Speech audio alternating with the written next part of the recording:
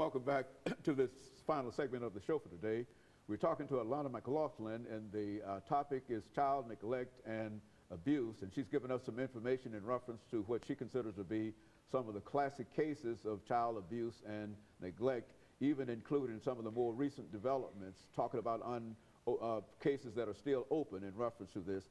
But now she has agreed to talk about child abuse and substance and drug abuse.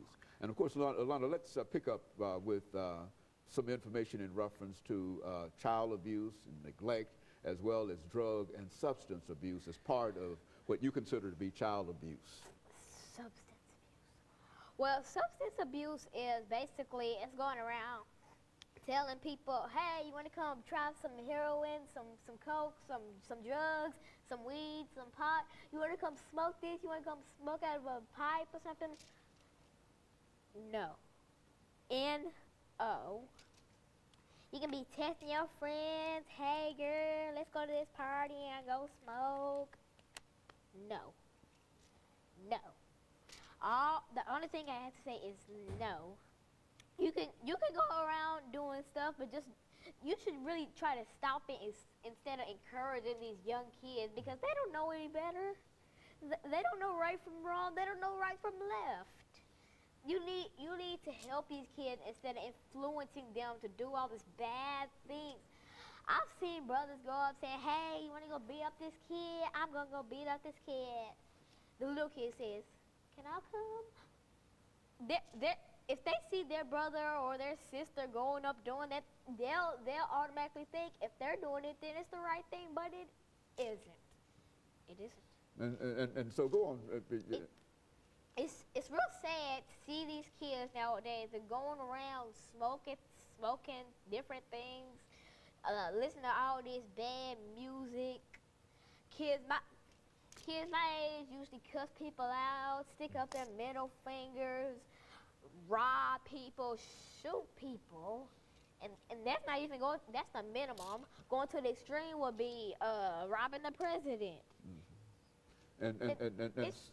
And so in a real sense, Lana, you've seen all of these things, and you believe that somehow that your testimony in reference to them can influence other young people, that they ought not to be involved in it, and will have some kind of impact upon making them move away from these things. What are some of the health habits,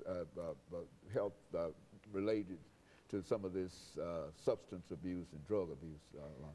Well, most kids don't know that that if you have a step-parent and your biological dad or a mother and a stepmom or stepdad, the step-parent is 100% more likely to kill, as in beat them to death, and to beat the biological son or daughter, because they think that once the kid's out the way, they can have the parent all to themselves.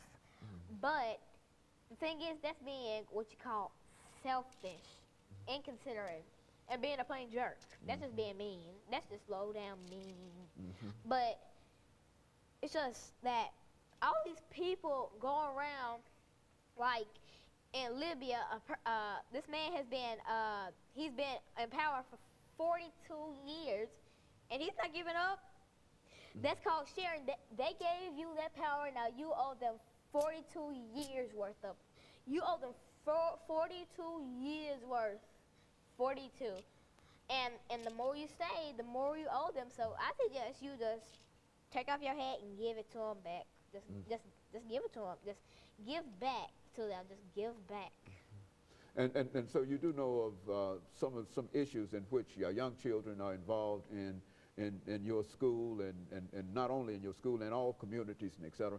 And you think that somehow some of the things that you're saying would influence them, as it has undoubtedly influenced them dealing with your bully club. Now tell me the dimensions about this bully club. I think you've mentioned it on a couple of occasions. I have. Talk about it. I saw all these kids being bullied and all this substance abuse, and I just got a thought in my head immediately. We should start a bully group. So I got my guidance counselor, Linda Grayson, and she is our like founder of it, and she kind of helps us, and she helps us learn from right from wrong, and she helps us learn that turn the other cheek. Somebody punches you, turn the other cheek. Turn the other cheek. Don't fight back. Like Martin Luther King said, I have a dream that we would all walk in peace, that we would all be in peace, that we would all love each other, that we would all hug each other. And the way I see it is all these kids nowadays, they're doing the exact opposite. And Martin Luther King did so much for us. Don't you think you can at least give a little back? I mean, he has gone to the grave now, rest in peace. But don't you think you can give him back some, just a little bit?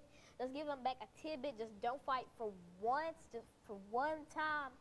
I've tried to convince so many kids to do this, and some have believed me, but some have gone around pushing people, hitting people, smacking people, and I just say, stop.